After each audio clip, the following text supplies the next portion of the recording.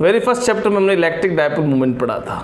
Electric dipole moment क्या था कि अगर दो चार्जेस जिनका नेचर डिफरेंट है, एक नेगेटिव है एक पॉजिटिव है, लेकिन उनका मैग्नीट्यूड सेम है, उनको अगर इस तरह से कुछ डिस्टेंस दूर रख दिया जाए एक दूसरे से, तो इनके पास एक डायपोल मोमेंट बन जाता है, that is P, which is equal to Q into 2A, either charge multiply by distance between them.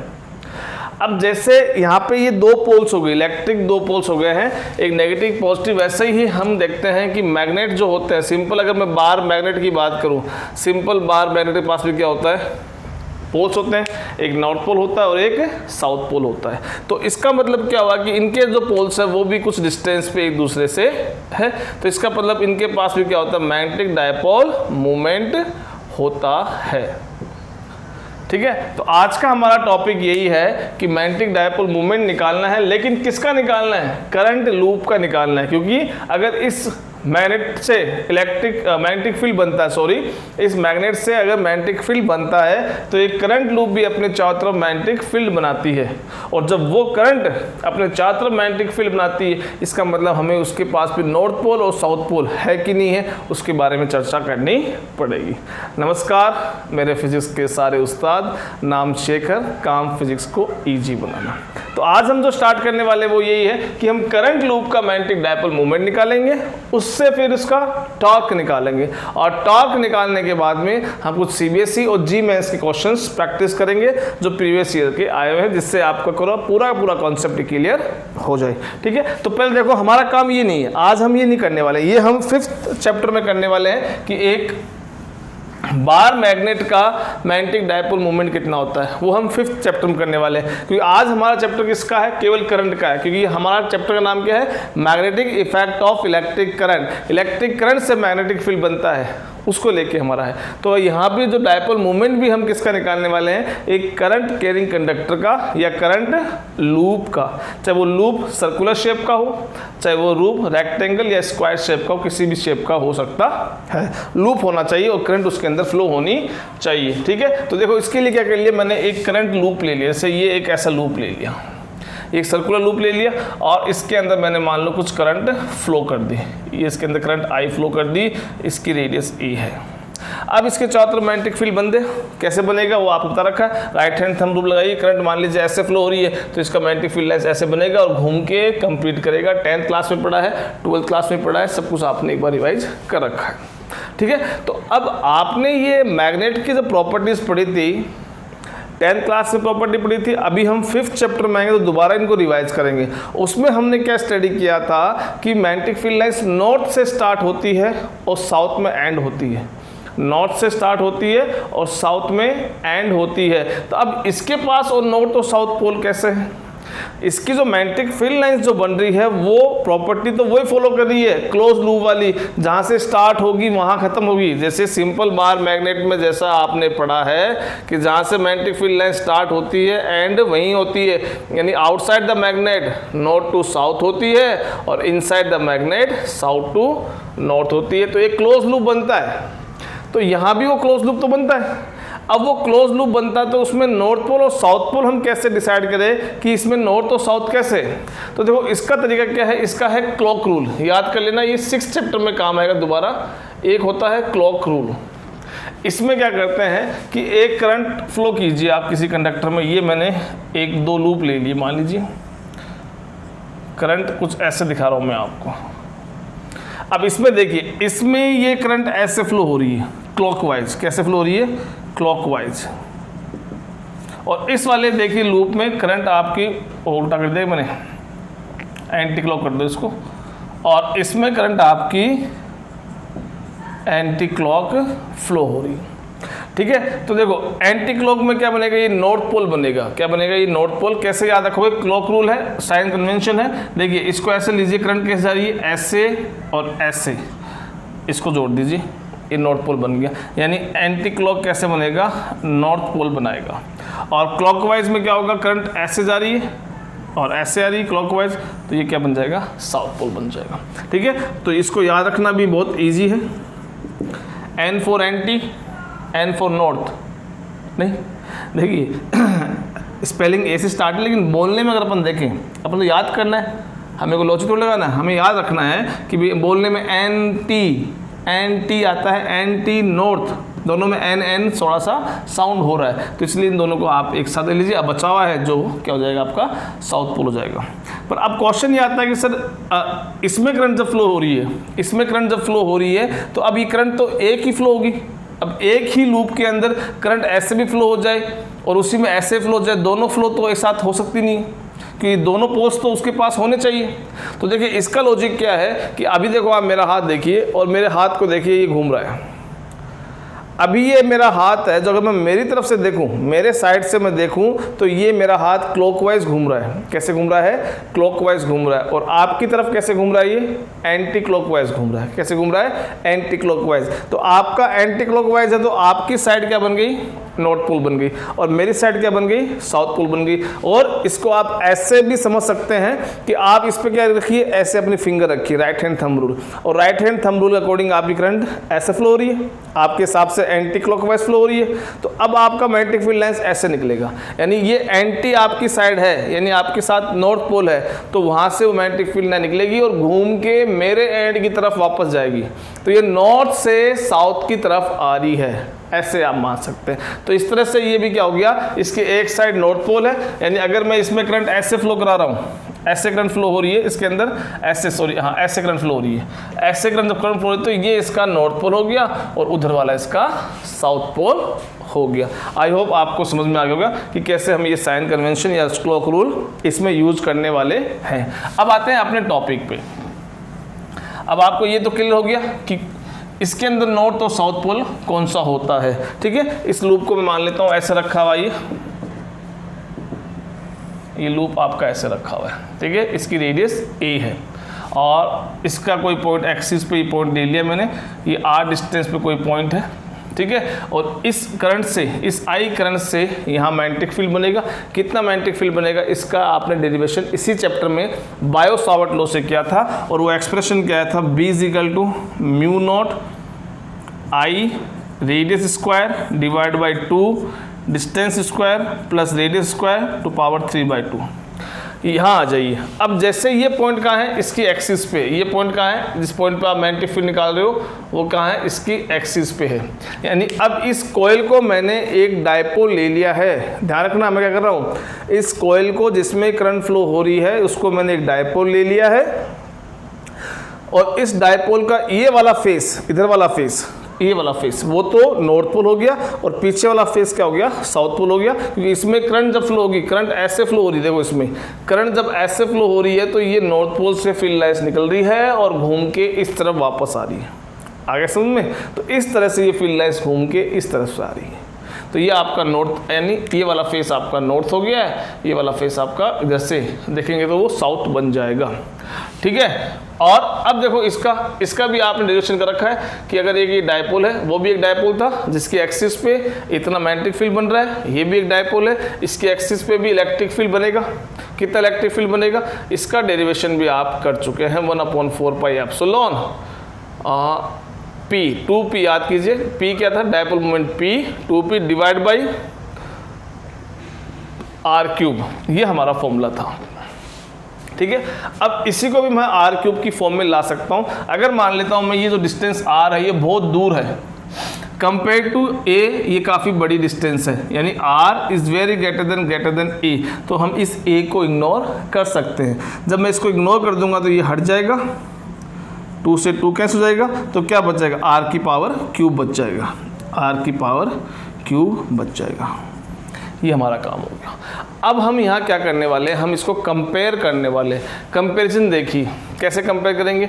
इसका तो कांस्टेंट 1/4 पाई एप्सिलॉन आ गया, चलो कोई दिक्कत नहीं, पर इसका कांस्टेंट म्यू नॉट अपॉन 4 पाई होता है, पर यहाँ तो 2 है नीचे, 4 पाई नहीं है। तो मैंने क्या किया, इसको देखो कैसे किया, मैंने नीचे 4 पाई लाना है तो मैंने 4 पाई लाने के लिए 2 पाई से मल्टीप्लाई कर दिया, आ गया। तो जब नीचे 2 पाई से डिवाइड किया तो ऊपर 2 पाई से मल्टीप्लाई भी करूँगा तो वो 2 आ गया, पाई आ गया, ये a² लिख दिया मैंने पहले, और ये i आ गया, पाई a² i आ गया। ठीक है, ये 2 पाई से डिवाइड कर दिया, 2 पाई से मल्टीप्लाई कर दिया, अब नीचे r³ आ गया। आगे समझ में? चलिए अब देखो तो कंपेयर करो, मैग्नेटिक फील्ड है, इलेक्ट्रिक फील्ड है, ये इसका कांस्टेंट है 1/4 एप्सिलॉन, और ये μ0/4 इसका कांस्टेंट है। आर क्यूब है, आर क्यूब की जगह आर क्यूब है, 2 है, 2 की जगह 2 है, बस।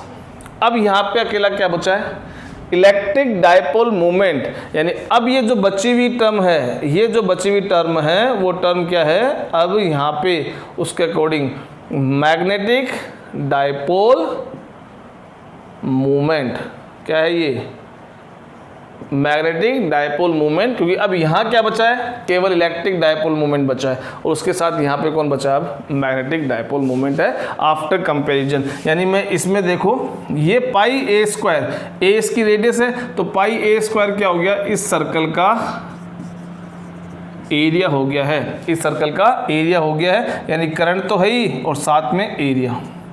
ये चीज़ यहाँ पे बची है जो क्या है, मैग्नेटिक डायपोल मोमेंट है, वहाँ से कंपेयर करने पे, और इसको नाम दे दिया मैंने m।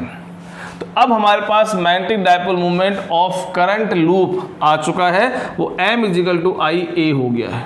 आगे समझ में, तो ये है। और जैसे यहाँ P जो था, यहाँ जो P था वो याद करो फॉर्मूला क्या था, ये फॉर्मूला था, और ये क्या था, एक वेक्टर क्वांटिटी था, तो ये भी क्या है, एक वेक्टर क्वांटिटी है, और इसकी डायरेक्शन क्या है, जैसे वहाँ हमने डायरेक्शन क्या डिसाइड की थी, हमने वहाँ डायरेक्शन की थी negative charge to positive charge, हमने डायपोल मोमेंट P की डायरेक्शन डिसाइड की थी। यहाँ हमने क्या डिसाइड की है कि आपका जो एरिया वेक्टर होगा उसकी जो डायरेक्शन होगी वही डायपोल मोमेंट की होगी। एरिया वेक्टर कैसे, जैसे मान लो ये आपकी कॉइल है, तो इस कॉइल को आपने ले लिया, ये इस कॉइल, ये इस प्लेन के अंदर ये कॉइल रखी हुई, और इसमें अगर करंट ऐसे फ्लो हो रही है तो इसका मैग्नेटिक डायपोल मोमेंट ये बनेगा, कि ये आपका एरिया है, और एरिया वेक्टर परपेंडिकुलर होता है प्लेन के, एरिया वेक्टर क्या होता है, प्लेन के परपेंडिकुलर होता है, और हमारी करंट ऐसे फ्लो हो रही है तो एरिया वेक्टर हमने ये लिया है, और जिस डायरेक्शन में ये एरिया वेक्टर बन रहा है उसी डायरेक्शन में हमारा डायपोल मोमेंट m भी रहेगा। यानी इसके अकॉर्डिंग आपका यहाँ देखें तो ये आपकी डायरेक्शन क्या है, मैग्नेटिक डायपोल मोमेंट की है इसमें। यानी इसको अगर मैं ऐसे रखूँ नीचे, तो ये वाली डायरेक्शन मैग्नेटिक डायपोल मोमेंट की आएगी अगर करंट इसमें ऐसे फ्लो हो रही है।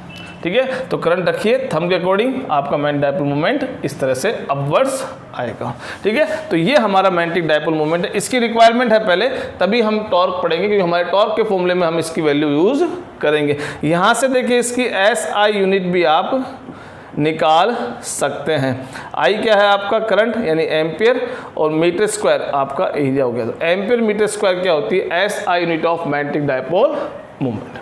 ठीक है, तो अब हमारे पास मैग्नेटिक डायपोल मोमेंट का कॉन्सेप्ट क्लियर हो गया। अब हम पढ़ने वाले हैं टॉर्क। टॉर्क किस पे, एक रेक्टेंगल कॉइल लेंगे जिसको एक मैग्नेटिक फील्ड B में रखेंगे और उसमें करंट फ्लो करेंगे। अब आपने पीछे पढ़ लिया है कि whenever you place any conductor in a magnetic field, it experience magnetic force, and that force is equal to ILB sin theta. वो ILB sin थीटा के इक्वल होता है।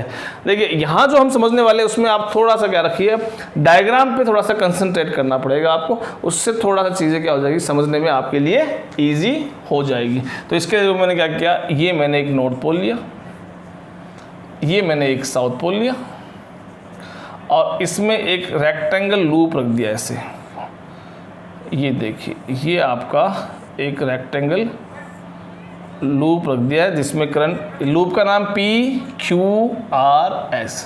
PQRS इस लूप का नाम हो गया है, और इसको मैंने इस तरह से मैग्नेटिक फील्ड में रख दिया है। थोड़ा सा लूप और अच्छा सा बना लेते हैं, छोटा लूप कर देते हैं। ओहो, ये लूप हो गया है, थोड़ा सा ये लाइन भी छोटी बड़ी कर देते हैं। दोबारा ही बनाना पड़ेगा, दोबारा बनाना, स्किप कर दीजिए, टाइम खराब मत कीजिए। अब ठीक है, चलिए कुल मिला के ठीक है। और इसमें ये आई करंट ऐसे फ्लो आके, ये PQRS, ये एक रेक्टेंगल लूप है जो मैंने यहाँ रखी है। जैसे ये मान लीजिए आपका, ये आपकी रेक्टेंगल लूप हो गई है। ठीक है, ये रेक्टेंगल लूप हो गई है। और इसको मैंने कैसे रखा है, जैसे मान लीजिए ये इस तरफ वाली दीवार जो है नॉर्थ पोल है, इस तरफ वाली दीवार साउथ पोल है, इसको थोड़ा सा ऐसे टिंग करके इस तरह से मैंने रखा है। यानी ये इस तरह से हम देखें तो इसका एरिया वेक्टर कौन सा आएगा, इसका एरिया वेक्टर ये आता है, पढ़ा आपने, एरिया वेक्टर प्लेन के परपेंडिकुलर इस डायरेक्शन में आ गया, तो ये इसका एरिया वेक्टर आ गया। यहाँ जो मैग्नेटिक फील्ड बन रहा है वो मैग्नेटिक फील्ड कुछ ऐसे बन रहा है, देखिए इस डायरेक्शन में, नॉर्थ टू साउथ ऐसे बन रहा है। इसका एरिया वेक्टर जो है, इसका एरिया वेक्टर जो है वो यहाँ पे ऐसे बन रहा है। तो अब आप देख सकते हैं कि इन दोनों के बीच में कुछ एंगल थीटा बन रहा है, कुछ एंगल थीटा बन रहा है। तो इसको हम बोलेंगे थीटा एंगल बना के हमने एक रेक्टेंगल कॉइल एक मैग्नेटिक फील्ड बी में रख दी। अब इस पे क्या होगा कि देखो इसमें करंट फ्लो हो रही है और करंट कैरिंग कंडक्टर बन गया, और उससे क्या हुआ, इस पे क्या लगने वाला है, फोर्स लगने वाला है। वो फोर्स हम निकालते हैं। इसके पास देखो 4 साइड से, एक साइड पी क्यू है, एक साइड देखिए आर एस है, एक साइड क्यू आर है और एक साइड पी एस है। इन चारों पे हम फोर्स निकाल लेते हैं, जो कि नेट फोर्स हमारे सामने आ जाएगा। चलिए कैसे निकालते हैं, इधर आ जाइए मेरे साथ में। यहाँ देखिए थोड़ा सा लेफ्ट हैंड रूल यूज़ करना है। देखिए करंट आपकी ऐसे फ्लो हो रही है, ठीक है। ये जो रेक्टेंगल लूप लिया है तो इसमें मान लीजिए ये आपकी, इसकी विड्थ तो b है और इसकी लेंथ l है।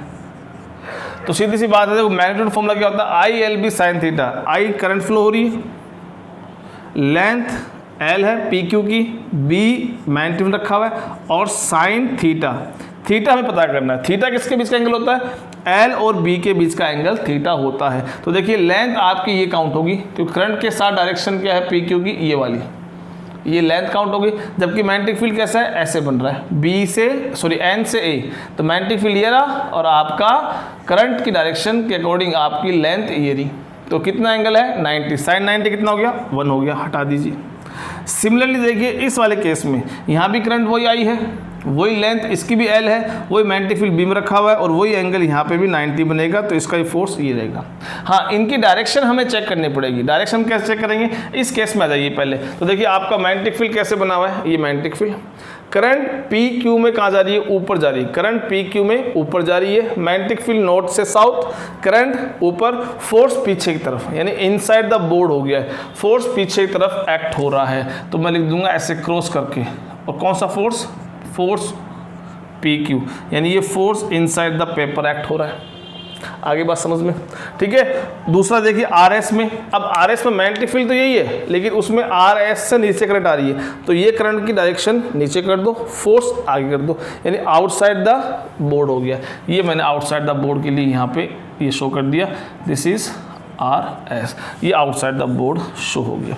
यानी अब आप प्रैक्टिकली सोचिए यहाँ पे एक्चुअल फोर्स कैसे लग रहा है। ये आपकी कॉइल रखी हुई है, इस कॉइल से इस कॉइल के लिए इस पे फोर्स लग रहा है इनवर्स, तो ये मेरा जो मार्कर है वो शो कर रहा है आपको F P S, P Q, F P Q show कर रहा है। और ये जो वाला फोर्स है आउटवर्ड से, कौन सा, एफ आर एस, वो आउटवर्ड से आपकी तरफ है, तो ये ऐसे शो कर रहा है। ये दोनों फोर्स एक तरह से ऐसे एक्ट हो रहे हैं, यानी इधर से देखोगे तो आपको ये फोर्स, आपको सॉरी हाँ ऐसे देखो आप, ये देखिए यहाँ से ये ऐसे आपको फोर्स दिख रहा है। ये आपकी रेक्टेंगल कॉइल है जो थीटा एंगल रखी हुई है, एक फोर्स इनवर्स एक्ट हो रहा है और एक फोर्स आउटवर्ड्स एक्ट हो रहा है, ठीक है। ये तो इनके आगे फोर्स। अब बात करते हैं इनकी, ऊपर वाले की। इसमें करंट ऐसे फ्लो हो रही है क्योंकि पी से क्यू करंट ऐसे जाएगी, यहाँ करंट ऐसे आ रही, ऐसे आ रही है। तो देखो आर एस की बात करते हैं। अब देखो इसके पास करंट तो इसमें भी आई है, इसकी लेंथ एल नहीं है, इसकी लेंथ क्या है, बी है, इस वाले पोर्शन की, और मैग्नेटिक फील्ड बी में रखा हुआ है, और ये एंगल कितना बन रहा है, थीटा एंगल बन रहा है। इसका एंगल हम 90 या 0 हमें दिख रहा नहीं है।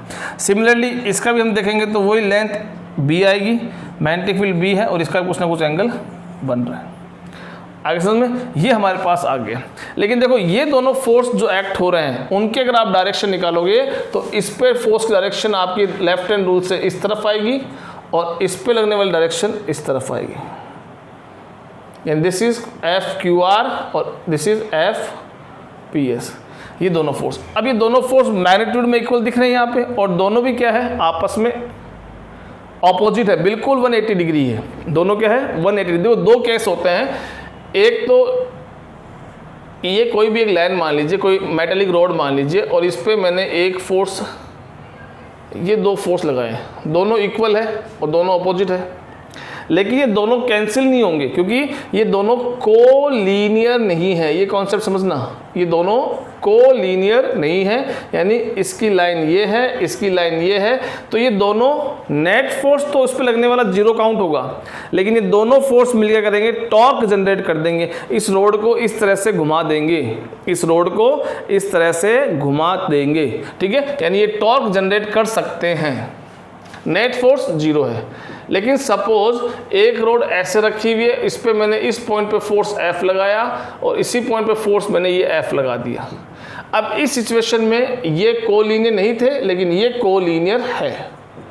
ये कोलीनियर मतलब एक ही लाइन में दोनों फोर्स है, ये भी इक्वल है, ये भी इक्वल थे, ये भी अपोजिट थे, ये भी अपोजिट है, लेकिन ये कोलीनियर नहीं थे और ये कोलीनियर है, दोनों एक ही लाइन में, इसलिए ये दोनों फोर्स कर जाएंगे, कैंसिल हो जाएंगे और ये टॉर्क भी प्रोड्यूस नहीं करेंगे। ये रोड जैसी है वैसी रहेगी, ना तो ये लीनियर मोशन करेगी और ना ही ये एंगुलर मोशन करेगी, ये ऐसे घूमेगी नहीं। जबकि इस वाले केस में एंगुलर मोशन हो सकता है, ये रोड टर्न हो सकती है, घूम सकती है, लेकिन आगे या पीछे इस तरफ ये मूव नहीं कर सकती, लीनियर मोशन नहीं कर सकती, एंगुलर मोशन कर सकती है। तो यहाँ भी आप देखो कि ये दोनों जो फोर्स लग रहे हैं आपके, ये वाले फोर्स अभी जो बताया था मैंने F_RS और ये F_PQ, ये दोनों फोर्स कोलीनियर नहीं है, दोनों की लाइन एक नहीं है, ये दोनों फोर्स इक्वल है, दोनों फोर्स ऑपोजिट है, लेकिन कोलीनियर नहीं होने से ये क्या करेंगे, यहाँ टॉर्क प्रोड्यूस करेंगे और इस कॉइल को ऐसे रोटेट करवा देंगे, इसको ऐसे रोटेशन में लेके आ जाएंगे। और रोटेशन होना मतलब वहाँ पे एंगुलर फोर्स एक्ट होने शुरू हो गया है, और एंगुलर फोर्स का नाम ही क्या है, टॉर्क है, जो हमने 11th क्लास के 7th chapter system of particles में पढ़ा है। तो यहाँ पे जो टॉर्क प्रोड्यूस करने वाले रेस्पॉन्सिबल फोर्सेस कौन से हैं, ये दो फोर्सेस है, ये दोनों फोर्स एक दूसरे को कैंसिल कर देंगे, खत्म हो जाएंगे, यानी इनका यहाँ पे कोई लेन देना नहीं है, तो इनको आप यहाँ से हटा दीजिए, ठीक है, ये आपने यहाँ से हटा दिया इसको। अब ये कितना टॉर्क जनरेट करेगा, तो 11th क्लास का जो हमारा टॉर्क का फॉर्मूला था, टॉर्क का फॉर्मूला निकालने से पहले देखो इसका आप थोड़ा सा टॉप व्यू देखिए, ऊपर से देखिए, ये जो आपकी कॉइल थी ना, इस कॉइल को ऊपर से देखिए, ये P है, ये Q है, ये R है, तो ऊपर से देखने पे आपको ये R और Q, सॉरी Q और R वाली लाइन दिख रही है, ये वाली लाइन आपको दिखेगी ऐसे, ये वाली लाइन आपको ऐसे दिखेगी, और इसकी लेंथ कितनी है, B है, इसकी लेंथ कितनी है, B है, जो ऊपर से दिख रही है। और ऊपर से क्या दिख रहा है आपको, ऊपर से आपको दिख रहा है दो फोर्स, एक फोर्स इधर एक्ट हुआ दिख रहा है और एक फोर्स इसके साथ इधर एक्ट होता हुआ दिख रहा है, यानी ऊपर से मैं देखूंगा तो एक फोर्स मुझे इधर एक्ट होता हुआ दिख रहा है, जिसका नाम क्या है, F_RS, और एक फोर्स इधर एक्ट होता हुआ दिख रहा है, जिसका नाम क्या है, F_PQ, ठीक है। इसी को मैं ऊपर से देख रहा हूँ, तभी मुझे ये दिख रहा है। जबकि मैग्नेटिक फील्ड लाइंस कैसे पास हो रही है, ऐसे, ये आपकी इधर से देखो तो ये आपकी मैग्नेटिक फील्ड लाइंस पास ऐसे हो रही कि नहीं हो रही। और एरिया वेक्टर देखोगे तो एरिया वेक्टर आपका ये आ जाएगा, ये आपका एरिया वेक्टर ए दिख जाएगा, ये आपका एरिया वेक्टर F_RS, ये आपका एरिया वेक्टर ए दिख जाएगा, ठीक है। तो मैग्नेटिक फील्ड लाइंस देखे तो अगर अपन यहाँ से भी एक फील्ड लाइंस पास करके देख ले, ये मैग्नेटिक फील्ड लाइंस बी आ रही है, मैग्नेटिक फील्ड बी और ए के बीच कितना एंगल है, थीटा एंगल है, ये हमने पहले भी देखा था, तो उसी शेप में रखा हुआ है, तो ये थीटा एंगल बन रहा है ए और बी के बीच में। इस लाइन को हटा दीजिए यहाँ से, चलिए ये थीटा बन गया। अब क्या है, टॉर्क का फॉर्मूले में हमें क्या रिक्वायरमेंट है, तो पहले मैं टॉर्क का फॉर्मूला लिख देता हूँ, torque is equal to either force, कि दोनों फोर्स बराबर तो कोई भी एक force, either force multiply by perpendicular distance between them मतलब उन दोनों फोर्स के बीच की परपेंडिकुलर डिस्टेंस। तो ये दो फोर्स एक्ट हो रहे हैं, एक फोर्स ये एक्ट हो रहा है, एक फोर्स ये एक्ट हो रहा है, तो इनकी परपेंडिकुलर डिस्टेंस बिटवीन देम, वो डिस्टेंस कौन सी हुई, ये वाली डिस्टेंस, यानी इसकी लाइन ये है, इसकी लाइन ये है, तो ये डिस्टेंस यहाँ से ये डिस्टेंस, ये परपेंडिकुलर डिस्टेंस हो गई है। इसकी वैल्यू हम कैसे निकालेंगे? तो देखो हमारे पास थीटा है, इस थीटा का यूज़ करेंगे। कैसे यूज़ करेंगे? अब आपको पता है कि एरिया वेक्टर क्या होता है, 90 डिग्री पे होता है। तो ये रेक्टेंगल कॉइल थी आपकी, उसके साथ 90 डिग्री पे एरिया वेक्टर आ रहा है, तो ये 90 है, तो ये कितना बच गया? 90 माइनस थीटा बच गया। ये आपको दिख रहा है 90 है, तो अब मेरे ख्याल में यही क्या बचा? आपका थीटा बचा है। यानी अब मुझे यहाँ थीटा का नॉलेज हो गया है। तो अब ये थीटा है, तो अब मुझे देखो क्या चाहिए? थीटा मुझे मिल गया। थीटा के सामने वाला क्या हो गया आपका? परपेंडिकुलर। थीटा के सामने वाला क्या हो गया? परपेंडिकुलर।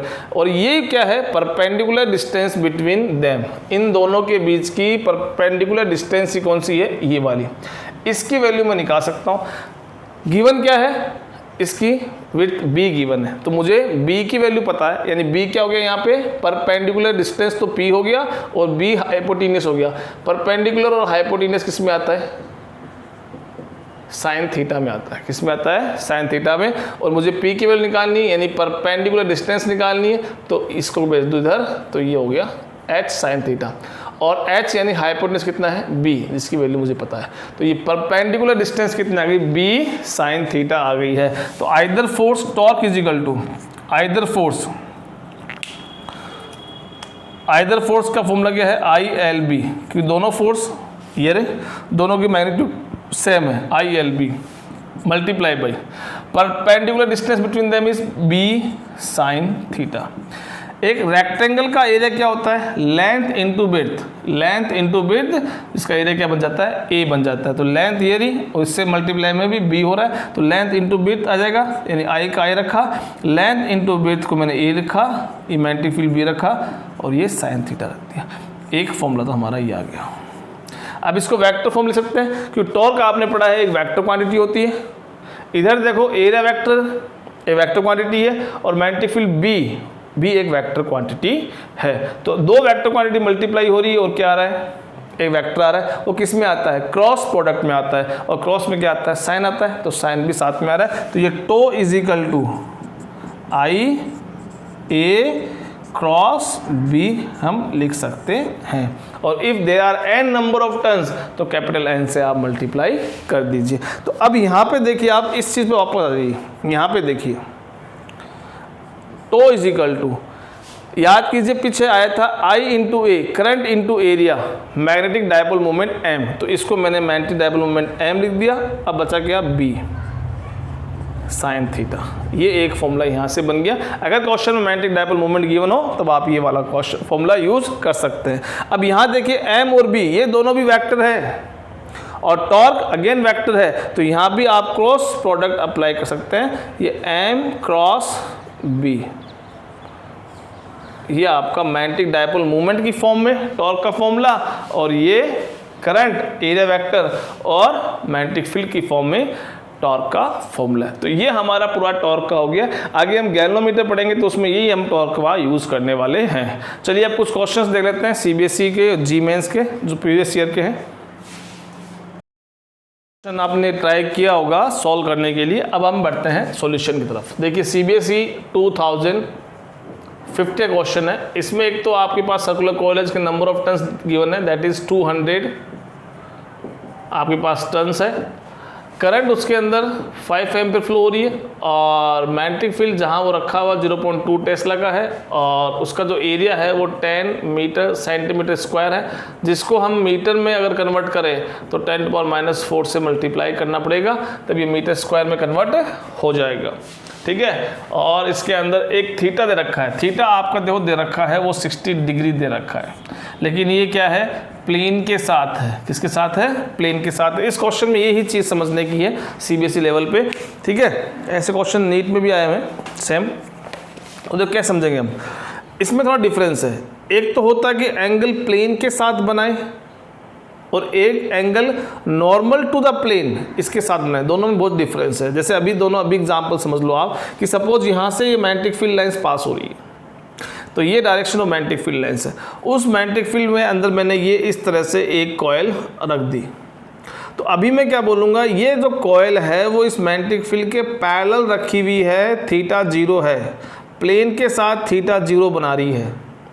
लेकिन अगर नॉर्मल टू प्लेन बात करूं, अब इसका एरिया वेक्टर कौन सा होता है, ये होता है, क्योंकि हमारे वाले फॉर्मूले में क्या आता है, tau is equal to N A B, A cross B, A B sine theta, A cross B. हम एरिया वेक्टर और बी के बीच के एंगल का हम थीटा वहां पुट करते हैं, ठीक है। तो अभी यहाँ रखा हुआ ये, तो अगर मैं इस केस में आपसे पूछूं तो torque is equal to formula क्या बनेगा, एन आई ए ये रहा, बी ये रहा, तो 90 वैल्यू पुट करूंगा, जबकि ये प्लेन कहाँ रखा हुआ है, parallel, theta is equal to 0 पे, जबकि इसका नॉर्मल कहाँ है, 90 डिग्री पे।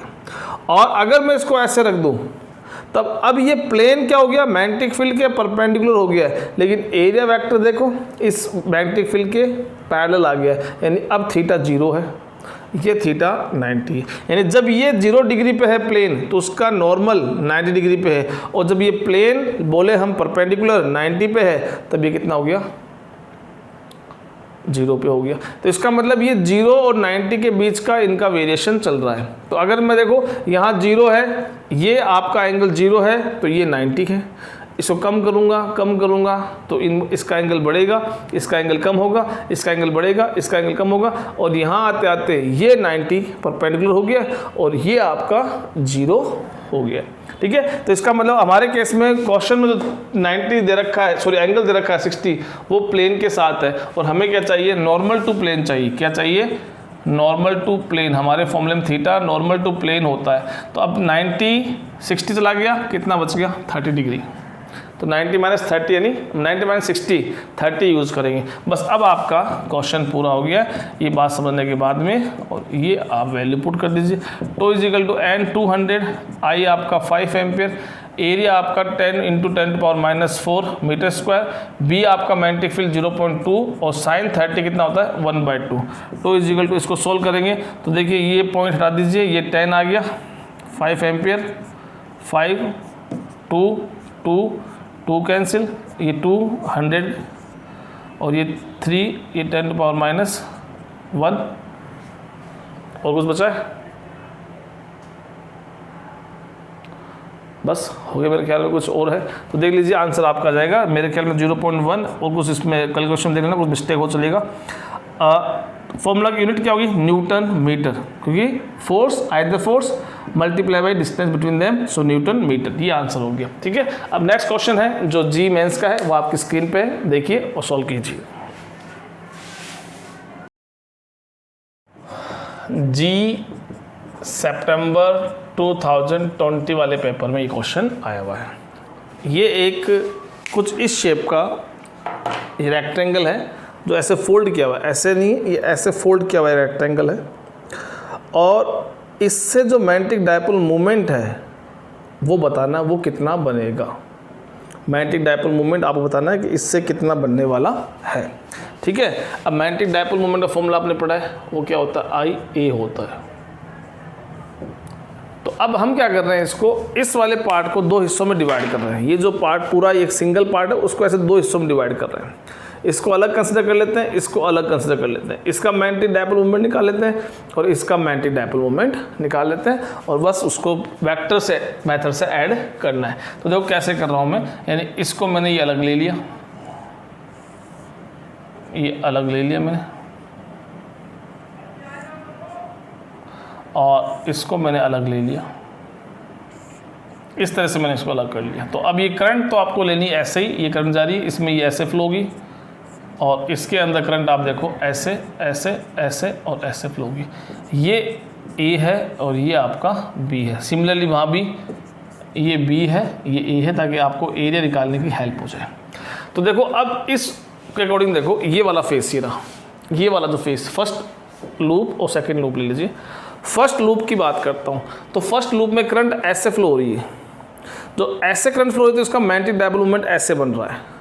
ये डायरेक्शन कौन सी हुई, ये डायरेक्शन कौन सी हुई, वाई एक्सिस, यानी जे कैप, यानी फर्स्ट का मैग्नेटिक डायपोल मोमेंट, फर्स्ट की बात करूँ, फर्स्ट का मैग्नेटिक डायपोल मोमेंट क्या बनेगा, आई करंट है जो इसमें फ्लो हो रही है, एरिया रेक्टेंगल क्या होता है, length into width A B, और इसकी डायरेक्शन क्या है, जे कैप, क्योंकि ये वाई एक्सिस के लॉन्ग बन रहा है ऐसे। तो ये आपका बन गया फर्स्ट वाला, एम फर्स्ट, ये वाला। दूसरा वाला देखो, दूसरा कैसे रखा हुआ है, ऐसे रखा हुआ है। अब इसमें करंट देखो कैसे फ्लो हो रही है, इसमें करंट ऐसे फ्लो हो रही है, तो इसका डायपोल मोमेंट ऐसे बन रहा है along Z axis, along Z axis. तो सेकंड वाले का m is equal to current I A B, Z क्या होता है, के केप होता है। ये दोनों बन गए।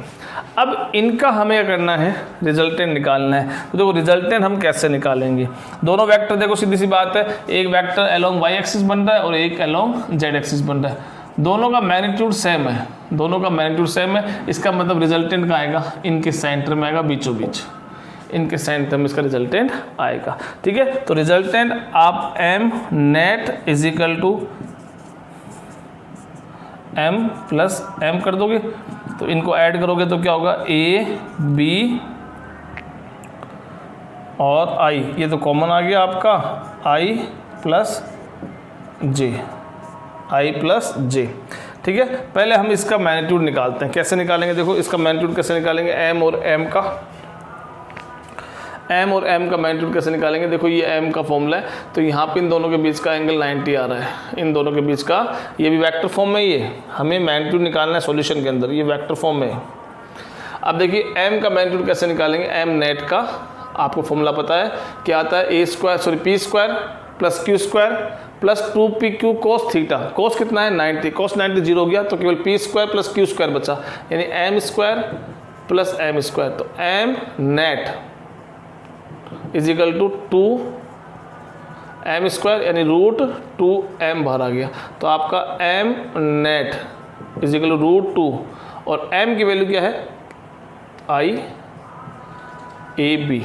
IAB।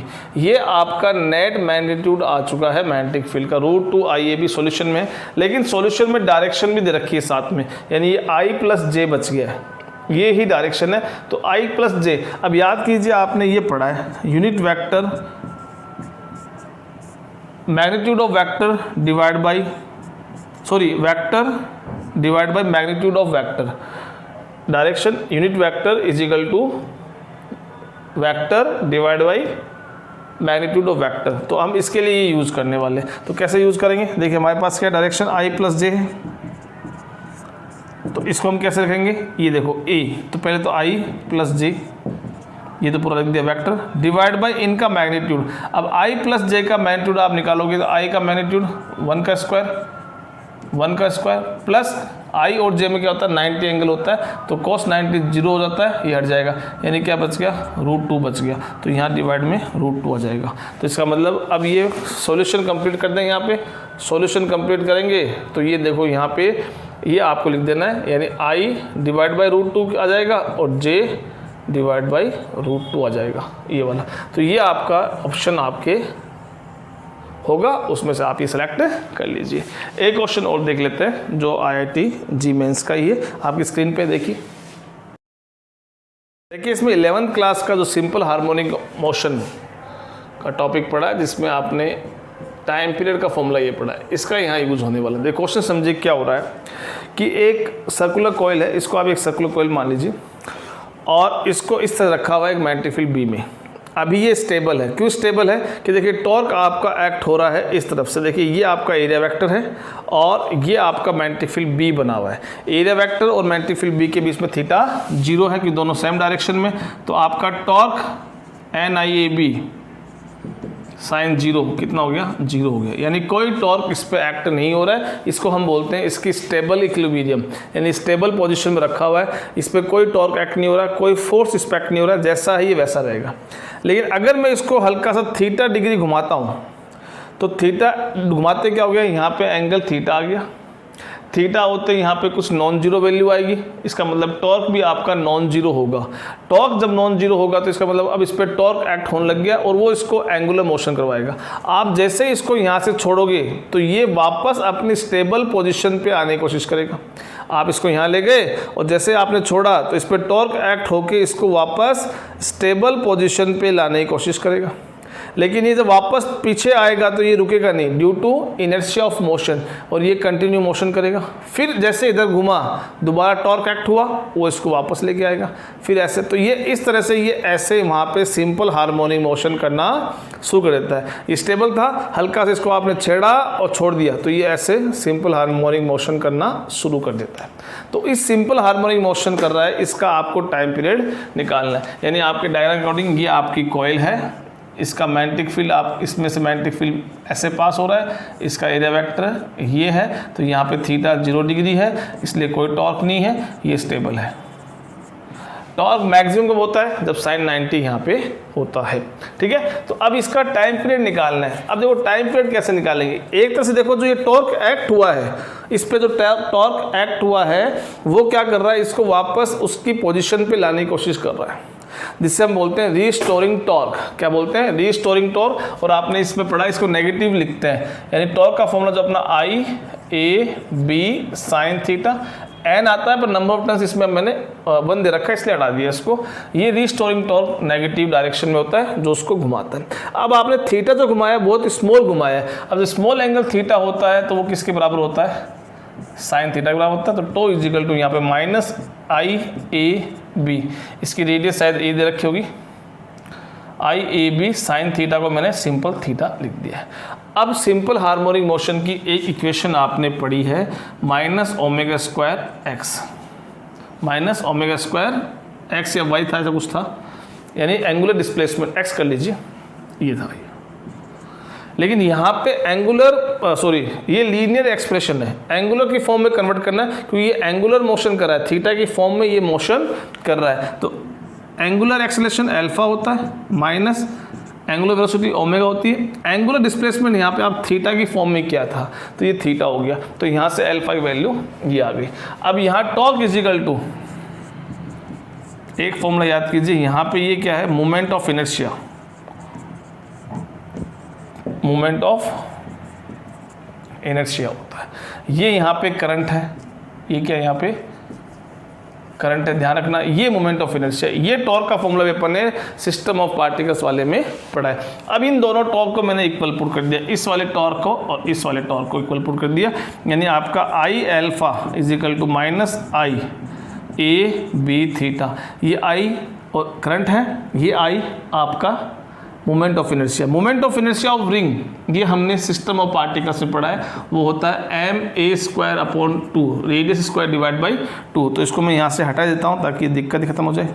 एम इसका मास है, ये यहाँ पे एम क्या है? मोमेंट ऑफ डायपोल मोमेंट नहीं है, मास है। M A square divide by 2 alpha is equal to minus I area pi A square magnetic field B और एंगल थीटा। अब इसको हम देखो कंपेयर करते हैं, तो पहले क्या करो, इसको भेज दो, तो ए स्क्वायर से ए स्क्वायर आपका कैंसिल हो गया, तो आपका alpha is equal to minus I 2 pi divide by M B theta, ये आ गया। अब इसको देखो, इससे हम कंपेयर करेंगे, इस इक्वेशन को इस इक्वेशन के साथ में कंपेयर करेंगे, तो अल्फा जगह अल्फा है और इधर थीटा की जगह थीटा है, बचा कौन? Omega square. तो यहाँ से एक्सप्रेशन कंपेयर करने पे ओमेगा स्क्वायर वैल्यू क्या आ गई? 2 pi I B divide by M आ गई। ओमेगा स्क्वायर हटाएंगे तो ये क्या जाएगा? बस अब हमारा काम हो गया। ये हमारा टाइम पीरियड निकालना है। टी इजिकल टू क्या होता है? 2 pi by omega, T is equal to 2 pi by omega. Omega की वैल्यू ये पुट करूँगा, लेकिन ओमेगा डिवाइड में है तो एम चला जाएगा ऊपर, divide by 2 pi I B. अभी आपका आंसर मैच नहीं कर रहा होगा, जो ऑप्शन दे रखे हैं उनमें से मैच नहीं कर रहा है, तो हम क्या करेंगे, इस 2 पाई को अंदर ले आएंगे। अब 2 पाई बाहर क्यों आया होगा? अंदर ये 4 पाई स्क्वायर होगा, क्योंकि 4 पाई स्क्वायर 2 पाई बन के बाहर आएगा, तो अंदर इसको भेज दो 4 पाई स्क्वायर बना के, और M divide by 2 pi I B. Pi से पाई कैंसिल, 2 से 2 कैंसिल हो गया, आंसर आपका आ गया under root 2 pi M divide by I P. ये आपका फाइनल एक्सप्रेशन आ गया है टाइम पीरियड को लेके। एक क्वेश्चन अपना ये हो गया। एक छोटा सा क्वेश्चन और जी मेंस का, ये भी जी मेंस में आया हुआ है, लेकिन ये 2020 जैन में आया हुआ है, वो सितंबर का था। ये जैन का क्वेश्चन है। ये एक तरह से देखो जनरली ये डेरिवेशन ही है एक तरह से, जब अपन IIT की स्टडी करते हैं तो उनमें ये डेरिवेशन क्वेश्चन के फॉर्म में भी हमें मिलते हैं। ठीक है, चलिए अब आगे बढ़ते हैं। क्वेश्चन ट्राई किया होगा आपने, ये कह रहा है इस क्वेश्चन में, ये G 2018 का क्वेश्चन है। इसमें एक रिंग है जिसपे Q चार्ज यूनिफॉर्मली डिस्ट्रीब्यूटेड है, पूरे रिंग के ऊपर है। ठीक है, और इस रिंग को मान लीजिए हम ओमेगा स्पीड से, जो इसकी नॉर्मल एक्सिस है ये वाली, इस एक्सिस यानी ये एक्सिस हो गई, और इसके अलोंग हम इसको मान लो ओमेगा स्पीड से ऐसे रोटेट करवाते हैं। तो ये पूछ रहा है कि इसका मैग्नेटिक डायपोल मोमेंट बताइए इस रिंग का। तो देखो ये रिंग घूमेगी तो एक तरह से ये चार्जेस जो सरफेस पे है वो घूमेंगे, यानी एक तरह से मूविंग चार्जेस होने लग गए हैं, और मूव जब चार्ज करते हैं तो क्या बनाते हैं, करंट बनाते हैं। ठीक है, तो देखो मैग्नेटिक डायपोल मोमेंट का फॉर्मूला अपना बेसिक क्या होता है, ये होता है। अब इसकी रेडियस अपन R दे रखी क्वेश्चन में, रेडियस R है। तो देखिए क्या करेंगे, M इजिकल टू यहाँ I की वैल्यू, क्योंकि चार्ज दे रखा तो चार्ज को अपन ने चेंज कर लिया करंट को चेंज कर लिया Q/T में। एरिया कितना है इसका, पाई R²। यहाँ तक कोई दिक्कत नहीं। अब यहाँ क्या है कि ये करंट कितनी प्रोड्यूस करेगा, तो हम क्या कर रहे हैं, केवल इसका एक ही राउंड कंसिडर कर लेते हैं, क्योंकि एक राउंड कंप्लीट करेगा तो कितनी करंट प्रोड्यूस करेगा। तो देखो अगर मान लो मैं ये क्रॉस सेक्शन एरिया काउंट कर लेता हूँ, ये कोई क्रॉस सेक्शन एरिया A है, ठीक है, D एरिया है। अब ये जब ऐसे घूमेगा, एक राउंड कंप्लीट करेगा, तो हर एक चार्ज पार्टिकल इसके थ्रू होके जाएगा, इस एरिया से हर एक चार्ज पार्टिकल एक राउंड कंप्लीट होगा तब पास होगा। कितना चार्ज टोटल, Q चार्ज है, और एक राउंड कंप्लीट करने में टाइम पीरियड T लगेगा। तो चार्ज तो Q फ्लो हो रहा है, और कितने टाइम में, एक राउंड कंप्लीट करने में, और एक राउंड कंप्लीट करने में कितना टाइम लगता है, T लगता है। तो यहाँ ये T आ गया। तो now M is equal to T की वैल्यू देखो क्या होती है, अभी आपने देखा कि हमें ओमेगा दे रखा है, तो 2π/ओमेगा T की वैल्यू है, तो डिवाइड में 2π ऊपर ओमेगा पाई R², पाई से pi cancel, final answer 1/2Q omega R²। ये इसका डायपोल मोमेंट आ गया है, एक चार्ज रिंग का आ गया। ठीक है, तो ऐसे हमने बहुत सारे क्वेश्चंस टॉर्क पे और डायपोल मोमेंट पे इस चैप्टर में हमने कर लिए हैं। अगला जो टॉपिक हम स्टार्ट कर रहे हैं, अब वो मूविंग कॉइल गैल्वेनोमीटर अपन स्टार्ट करेंगे। ठीक है, और वो उसके भी क्वेश्चंस जो है वो भी प्रैक्टिस करेंगे, और उसके साथ साथ लास्ट टॉपिक रहेगा अपना कन्वर्जेशन है गैल्वेनोमीटर को एमीटर में और वोल्ट मीटर में। उसके साथ ही अपना चैप्टर कंप्लीट हो जाएगा। मिलते हैं नेक्स्ट वीडियो में। Thank you so much. देखिए इसमें